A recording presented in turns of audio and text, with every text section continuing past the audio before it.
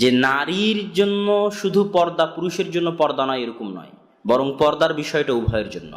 ছেলে খেলাধুলা করুক, মেয়ে খেলাধুলা করুক, উভয়েরই একটা সাতরুল আওরা, নিজেদের গোপনাঙ্গ লজ্জাস্থান ঢেকে রাখার, সাতর বলা হয় আরবিতে। এটা ঢেকে রাখার কিছু বিধিবিধান ইসলামে আছে।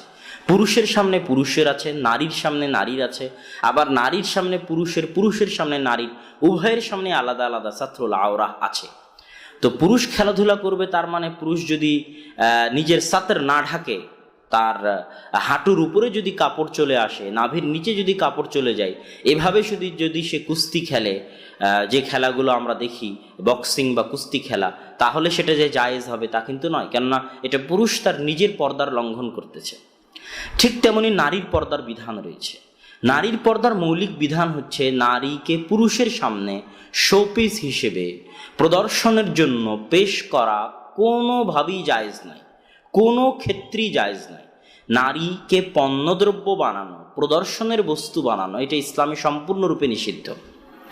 নারী হচ্ছে স্বর্ণ যেরকম আড়ালে থাকে, স্বর্ণের মতো দামি মূল্যবান, যে আড়ালে থাকবে, অকারনা ফি বুয়ুতিকুন্না, এবং আল্লাহ সুবহানাহু তাআলা তাদেরকে বাড়িতে থাকার আদেশ দিয়েছেন, তারা আড়ালে থাকবে, পর্দায় থাকবে, লুকায়িত থাকবে, এটাই তাদের সম্মান, এটাই তাদের মর্যাদা। আর নারী যখনই প্রদর্শনের বস্তু হয় তখন সে পণ্যদ্রব্য হয়, আর যখনই পণ্যদ্রব্য হয় তখন সে তার নিজের সম্মান এবং মর্যাদা হারিয়ে ফেলে, এবং সে এক পর্যায়ে নিজের ইজ্জতকে বিকিয়ে দিতে, নিজের ইজ্জতকে নষ্ট করতে বাধ্য হয়, যেটা তার স্বভাব চরিত্রের, আল্লাহ প্রদত্ত স্বভাব চরিত্রের বিরোধী। তো এখান থেকে আমরা যেটা বুঝাতে চেয়েছি যে নারী প্রদর্শন করবে এরকম কোনো খেলাধুলা ইসলামে জায়েজ নয় নারীর জন্য, সেটা যে খেলাই হোক, যে প্রকারেরই খেলা হোক, যেটা পুরুষ বসে থেকে দেখবে বা মাঠে বসে থেকে দেখবে বা ভিডিও দেখবে, পুরুষের সামনে নারী খেলবে, এরকম কোনো প্রকার খেলা, সেটা পর্দার মধ্যে হোক পর্দার বাহিরে হোক, এই খেলা জায়েজ নয়, কেননা এখানে নারীকে প্রদর্শনের বস্তু বানানো হয়।